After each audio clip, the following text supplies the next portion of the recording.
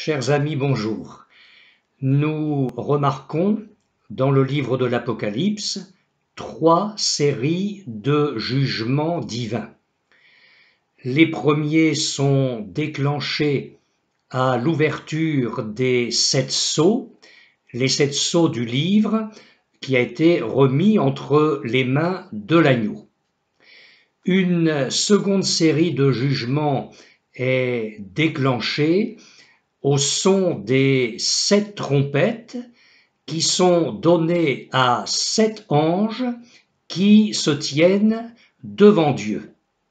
Et la troisième série de jugements s'abat sur la terre quand les 7 anges qui tiennent 7 fléaux versent les 7 coupes de la colère de Dieu sur la terre.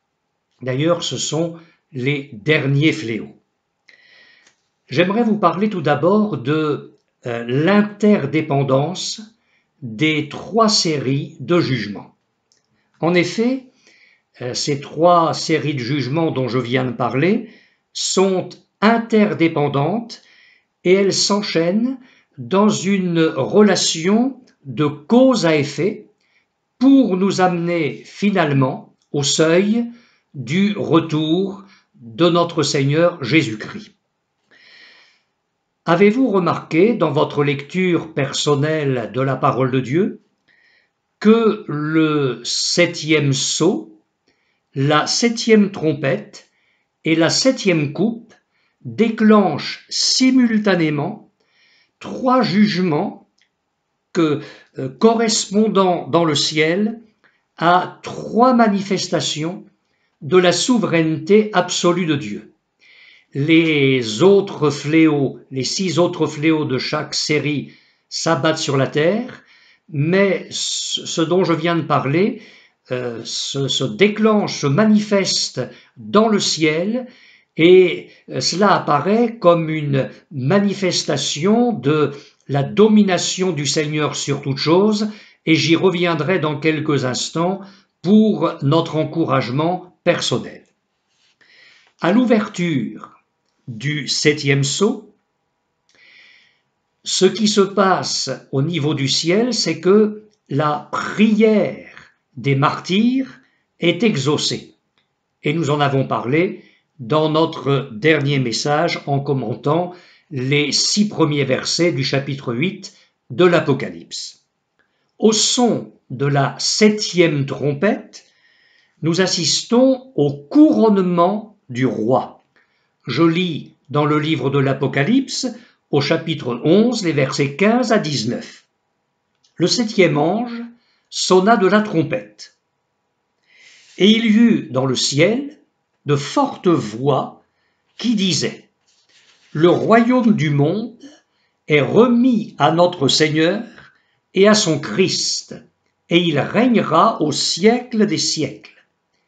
Et les 24 anciens qui étaient assis devant Dieu sur leur trône se prosternèrent sur leurs faces, et ils adorèrent Dieu en disant : nous te rendons grâce, Seigneur Dieu Tout-Puissant, qui est et qui était, de ce que tu as saisi ta grande puissance et pris possession de ton règne.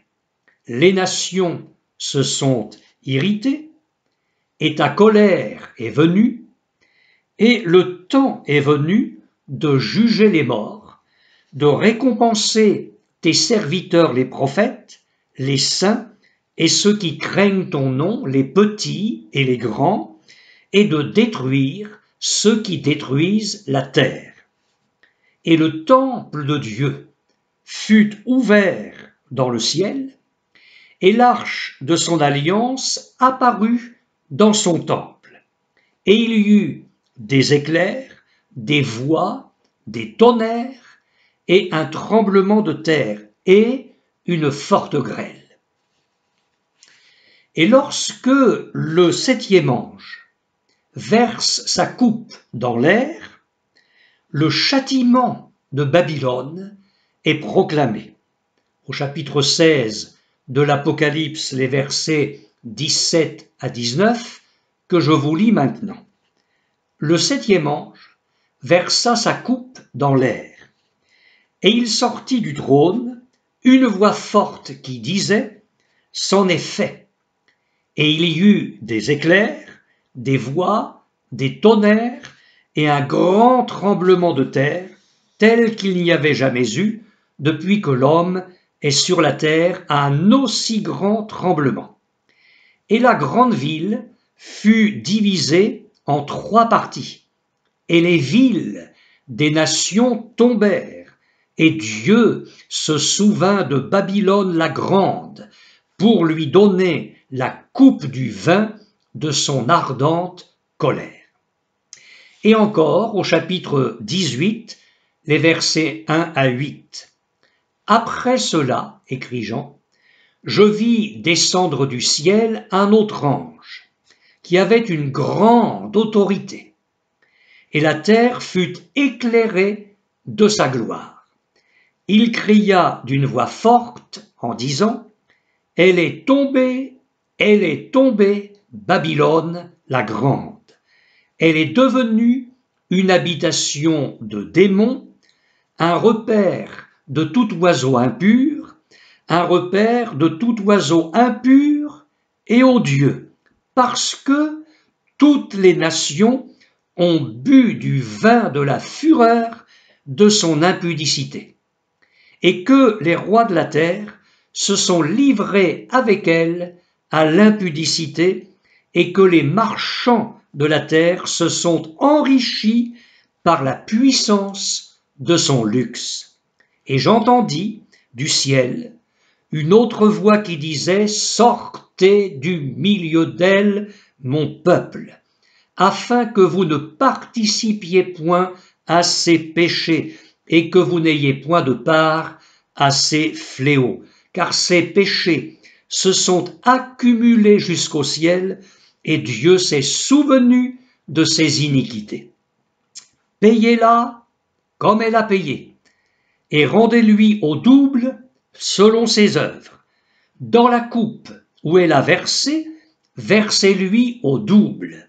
Autant elle s'est glorifiée et plongée dans le luxe, autant donnez-lui de tourments et de deuil, parce qu'elle dit dans son cœur « Je suis assise en reine, je ne suis point veuve, et je ne verrai point de deuil. » À cause de cela, en un même jour, ces fléaux arriveront, la mort, le deuil et la famine, et elle sera consumée par le feu, car il est puissant, le Seigneur Dieu, qui l'a jugé.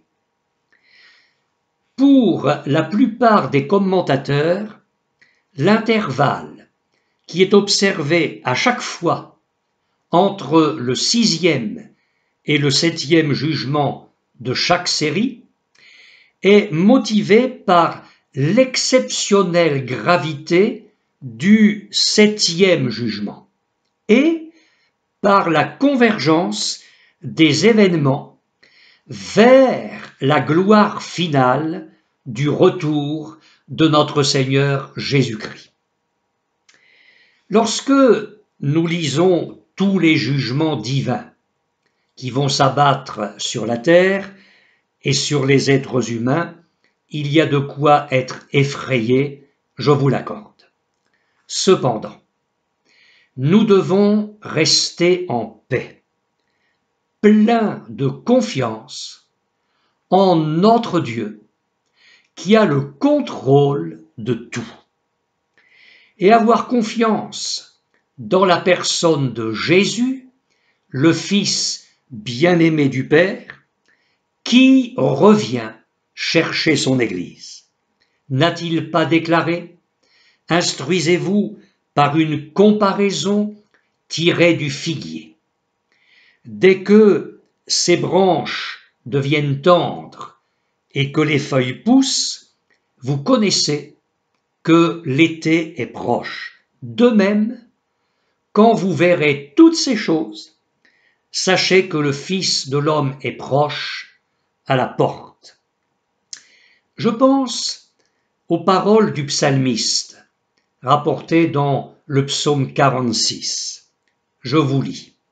Dieu est pour nous un refuge et un appui. Amen. Un secours qui ne manque jamais dans la détresse. Et écoutez la suite. Le psalmiste dit, c'est pourquoi nous sommes sans crainte quand la terre est bouleversée et que les montagnes chancellent au cœur des mers, quand les flots de la mer mugissent, écument, se soulèvent jusqu'à faire trembler les montagnes. Mes frères et sœurs, mes amis, bannissons de nos cœurs toute crainte, toute frayeur devant les catastrophes naturelles qui surviennent, devant les bouleversements mondiaux. Notre Dieu est aux commandes. Il est assis sur son trône très élevé et il domine sur toute chose. Et puis, pour revenir au psaume 46, le psalmiste s'arrête. Il marque une pause, il médite, il s'accorde un temps de réflexion, de méditation, et il poursuit en disant « Il est un fleuve dont les courants réjouissent la cité de Dieu, le sanctuaire des demeures du Très-Haut. Dieu est au milieu d'elle. Elle n'est point ébranlée. Dieu la secourt dès l'aube du matin. Des nations s'agitent, des royaumes s'ébranlent, il fait entendre sa voix. La terre se fond d'épouvante.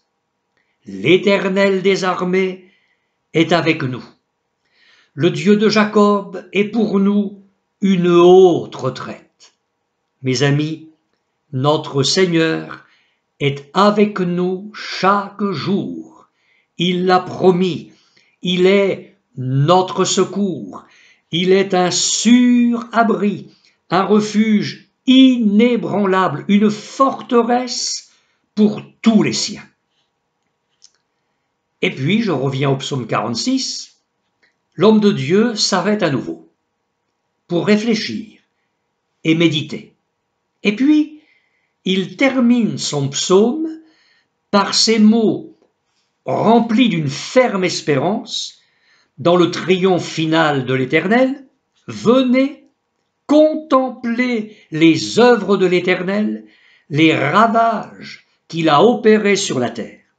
Celui qui a fait cesser, c'est lui qui a fait cesser les combats jusqu'au bout de la terre. Il a brisé l'arc et il a rompu la lance. Il a consumé par le feu les chars de guerre. Arrêtez et sachez que je suis Dieu. Je domine sur les nations, je domine sur la terre. L'Éternel des armées est avec nous. Le Dieu de Jacob est pour nous une haute retraite. Amen et amen. Il est bon, mes amis, que nous ayons une pleine confiance en notre Dieu qui tient tout dans sa main. Le destin des nations, le destin d'Israël, le destin de son Église et notre propre vie. Tout est dans sa main. Apprenons à nous reposer en paix en Christ, apprenons à lui faire confiance pour aujourd'hui et pour demain. Disons comme David, mes destinées sont dans ta main. Psaume 31, verset 16. L'apôtre Jean écrit au chapitre 8 de l'Apocalypse, verset 2, « Et je vis les 7 anges qui se tiennent devant Dieu, et 7 trompettes leur furent données. » Alors quelques mots sur ces 7 anges. Ce que la parole de Dieu précise mérite toute notre attention. Il est dit des 7 anges qu'ils se tiennent devant Dieu. Et c'est la même expression que celle dont Gabriel s'est servi auprès de Zacharie, le père de Jean-Baptiste. L'ange lui répondit: « Je suis Gabriel, je me tiens devant Dieu, j'ai été envoyé pour te parler et pour t'annoncer cette bonne nouvelle. » Évangile de Luc, chapitre 1er, verset 19. Il y a, nous le savons, une multitude d'anges, et des anges différents les uns des autres. Tous n'ont pas les mêmes prérogatives, les mêmes dignités, tous ne reçoivent pas les mêmes charges, les mêmes missions, et nous le savons aussi, ils portent des noms différents: anges, archanges, séraphins, chérubins. En se présentant à Zacharie, Gabriel ne dit pas « Je suis l'une de ces créatures célestes les plus élevées en dignité », ce qui est vrai d'ailleurs, mais il se contente de ces simples mots « Je me tiens devant Dieu ». Il est humble, et nous savons que l'humilité garde les anges, aussi bien que les hommes d'ailleurs. Les démons sont ceux que l'orgueil a égarés. Mes frères et sœurs, il faut que nous soyons connus de notre Dieu comme ceux qui se tiennent devant lui, qui chérissent sa présence, qui aspirent à sa communion, constamment et avec un grand élan de cœur. Ne cherchons ni les titres, ni les honneurs, ni les positions en vue, mais travaillons par contre à être les amis de Dieu. Le prophète Élie était un homme de cette trempe. Lorsqu'il s'est adressé au roi Akab, il a dit « L'Éternel est vivant, le Dieu d'Israël, devant qui je me tiens ». Premier livre des rois, chapitre 17, verset 1er. Pour en revenir à notre texte, les anges auxquels les trompettes sont remises appartiennent donc à cette catégorie de créatures célestes qui sont toujours proches du trône de Dieu et qu'il emploie aux tâches les plus hautes et les plus redoutables. Ce sont eux qui vont déclencher les derniers jugements. À cet effet, ils ont reçu 7 trompettes. Alors il est souvent question de cet instrument dans l'Ancien Testament. Il faut que nous sachions que cet instrument n'avait rien de commun avec nos trompettes modernes. Il avait la forme d'un très long tube avec une extrémité recourbée qui allait en s'évasant. Et il avait un son puissant et grave, une sorte de mugissement. Il était considéré comme sacré et il était joué par les sacrificateurs matin et soir, ainsi que dans toutes les solennités religieuses d'Israël. Bien évidemment, ce sont des trompettes de ce genre que Jean a vu remettre aux 7 anges. Dans l'Écriture, nous le savons aussi, la trompette sert généralement à donner un signal. Elle sert à rassembler une armée, à annoncer un danger, comme à publier l'intronisation d'un roi. Si les anges doivent en sonner, c'est afin de prouver que les fléaux qui vont fondre sur la terre et qui accomplissent les jugements de Dieu ne sont pas l'effet du hasard, ni d'une fatalité aveugle. Elles sont le produit de la colère du Seigneur sur l'humanité. Le silence d'une demi-heure dans le ciel dont nous parlions dans notre précédent message prendra fin avec la sonnerie de la première trompette. Que va-t-il se passer alors pour la terre et sur la terre au son de cette première trompette? Il est écrit: le premier sonna de la trompette, et il y eut de la grêle et du feu, mêlés de sang, qui furent jetés sur la terre.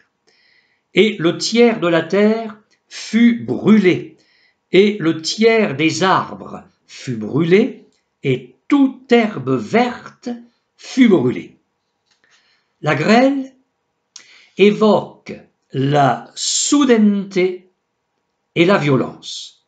On sait que les averses de grêle sont aussi soudaines que brutales. La mention du feu et du sang semble préciser que ce fléau sera mortel. Pour beaucoup de commentateurs, ces trois fléaux, la grêle, le feu et le sang, ont un sens figuré, un sens spirituel. L'herbe évoquerait l'impiété et les richesses des tyrans, les arbres rappelleraient l'orgueil démesuré des grands. Alors cette interprétation peut être fondée quand on se reporte à certains textes bibliques, et je vais y faire allusion courtement maintenant. Il est écrit par exemple au psaume 92, verset 8, « Si les méchants croissent comme l'herbe, si tous ceux qui font le mal fleurissent, c'est pour être anéantis à jamais. » Le psaume 103 déclare au verset 15 et 16, « L'homme, ses jours sont comme l'herbe, il fleurit comme la fleur des champs. Lorsqu'un vent passe sur elle, elle n'est plus, et le lieu qu'elle occupait ne la reconnaît plus. » Et puis nous lisons dans l'épître de Jacques, au chapitre 1er, les versets 10 et 11. « Le riche passera comme la fleur de l'herbe. Le soleil s'est levé avec sa chaleur ardente, il a desséché l'herbe, sa fleur est tombée et la beauté de son aspect a disparu. Ainsi, le riche se flétrira dans ses entreprises. » Le prophète Ésaïe dit « La grêle emportera le refuge de la fausseté, et les eaux inonderont l'abri du mensonge. Votre alliance avec la mort sera détruite, votre pacte avec le séjour des morts ne subsistera pas. Quand le fléau débordé passera, vous serez par lui foulés aux pieds. » Ésaïe chapitre 28, les versets 17 et 18. Nous le savons, que de fois l'Écriture compare les orgueilleux et les despotes à des arbres destinés à être abattus et déracinés.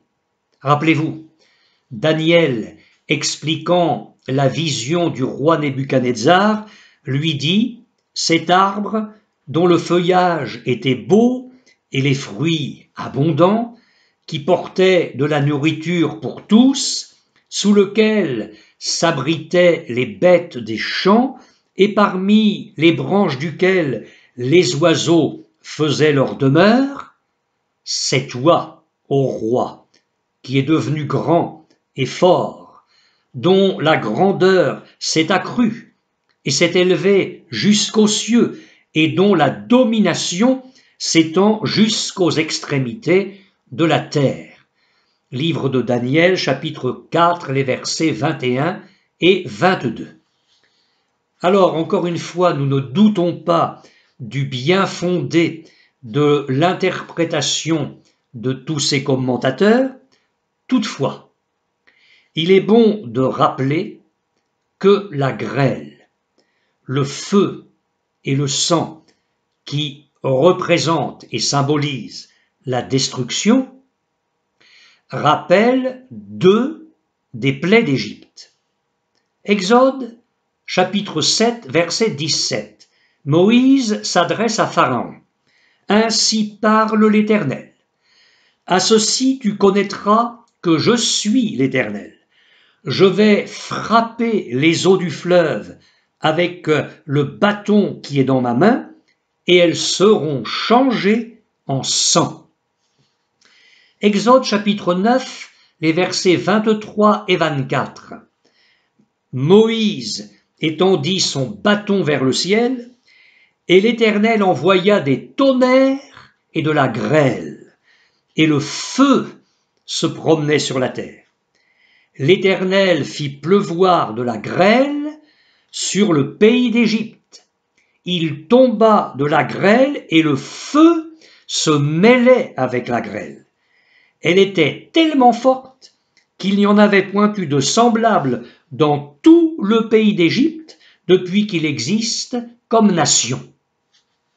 Au psaume 105, le verset 32, le psalmiste rappelle comment l'Éternel a frappé le pays d'Égypte. Il leur donna pour pluie de la grêle, des flammes de feu dans leur pays. Nous avons donc tout lieu de penser que ces fléaux, envoyés au son de la première trompette, n'ont pas un sens figuré, mais un sens littéral. Tout ce dont nous sommes les témoins sur notre terre dès maintenant nous autorise à voir sans peine dans ces versets l'évocation d'un terrible désastre écologique universel.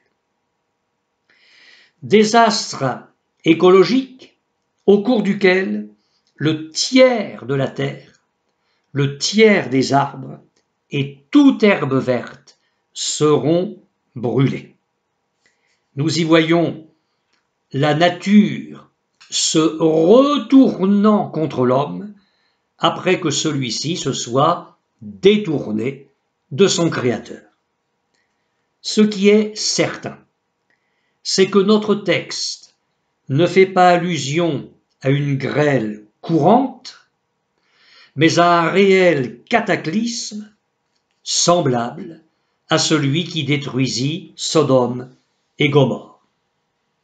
Il se produit à toutes les époques des cataclysmes qui dépassent la mesure habituelle des orages, des chutes de grêle, etc. Suscitant l'angoisse et la panique, ils sont particulièrement faits pour ébranler les incrédules et pour les avertir. En effet, il ne suffit pas d'enregistrer méticuleusement et aussi méticuleusement que possible tous ces phénomènes. Il ne suffit pas d'en expliquer scientifiquement l'origine, comme si le monde n'était qu'un vaste mécanisme. Or, c'est ce que l'être humain se borne à faire aujourd'hui. La révélation qui est donnée à Jean les situe, ces phénomènes, sur le vrai plan, le plan spirituel, et nous montre comment ces phénomènes devraient être interprétés à notre époque. Or, les grands, les puissants, les scientifiques, les politiques cherche des solutions humaines pour retarder l'échéance de ce chaos écologique universel. Mais je pose la question, quelle voix s'élève allant au-delà d'une analyse purement scientifique pour crier que l'humanité s'est détournée de Dieu, qu'elle progresse dans l'arrogance et l'étendue du péché, et qu'il est temps pour elle de se repentir. Je pose même une autre question. Entendons-nous cet appel même dans les églises aujourd'hui?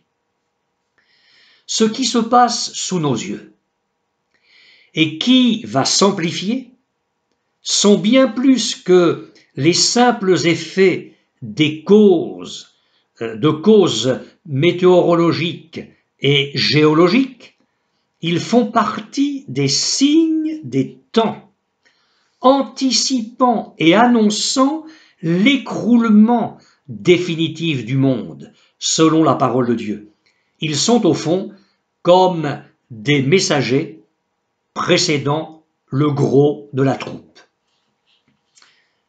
Certains commentateurs vont jusqu'à penser, et cette supposition n'est pas déraisonnable, loin s'en faut, qu'il peut s'agir là, dans notre texte, d'une explosion d'origine atomique. Le terme brûlé, que nous retrouvons 3 fois dans notre texte d'aujourd'hui, paraît l'indiquer. C'est celui en effet qui revient dans toute description des effets d'une telle explosion atomique. Le sol et tout ce qui s'y trouve est alors littéralement brûlé. Cette description qui est faite par l'apôtre Jean dans l'Apocalypse correspond à celle que les médias ont retransmise au sujet de la bombe atomique.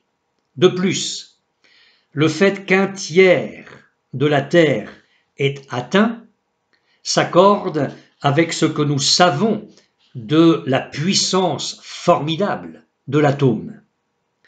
Nous sommes loin, aujourd'hui, de soupçonner les réserves d'armes de destruction dont chaque nation dispose dans son arsenal secret. Ce qui était incompréhensible autrefois apparaît comme une effrayante réalité pour aujourd'hui et pour demain. Quoi qu'il en soit, la plaie de la première trompette sera l'œuvre de Dieu, en ce sens qu'elle exercera les jugements de Dieu sur une humanité impie, selon qu'il est écrit, « Les nations se sont irritées et ta colère est venue, et le temps est venu de juger les morts, de récompenser tes serviteurs les prophètes, les saints et ceux qui craignent ton nom, les petits et les grands, et de détruire ceux qui détruisent la terre. » Chapitre 11 de l'Apocalypse, verset 18. Par la bouche du prophète Joël, l'Éternel déclare « Je ferai paraître des prodiges dans les cieux et sur la terre, du sang, du feu et des colonnes de fumée. » Dieu parlait à Job, je le cite, des dépôts de grêle, tenus en réserve pour les temps de détresse, pour les jours de guerre et de bataille. Job chapitre 38, les versets 22 et 23. Il s'agit bien ici d'un sens littéral. Cette détresse, telle qu'il n'y en a point eu de semblable depuis que les nations existent, n'est-elle pas imminente? Édouard Turnessen, qui est un théologien protestant, a écrit, je le cite, « Le monde ressemble à un fleuve qui va au-devant d'une cataracte, en amont de celle-ci, et jusqu'à une certaine distance, des remous et des tourbillons en constituent les signes précurseurs. Nous comprenons maintenant ce que veulent dire ces tourbillons et ces remous dans le cours de notre époque. Nous les interprétons comme les signes de la fin. Fin de citation. Permettez-moi de souligner un point en guise de conclusion.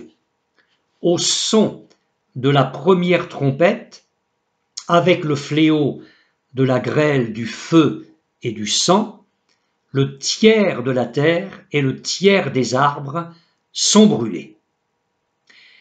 Les calamités qui sont déclenchées ne frappent donc que le tiers de ce qu'elles auraient pu détruire entièrement. N'en doutons pas un seul instant. Or, seul le tiers de la terre et le tiers des arbres sont brûlés. Eh bien, personnellement, j'y vois là encore une des marques de la patience, de la miséricorde de notre Dieu dans ses jugements, afin de donner lieu, si possible, à la repentance et à la conversion. Trouvons là, mes chers frères et sœurs, un grand encouragement à la prière persévérante pour la conversion des perdus, un stimulant pour le témoignage et un travail inlassable d'évangélisation. Amen.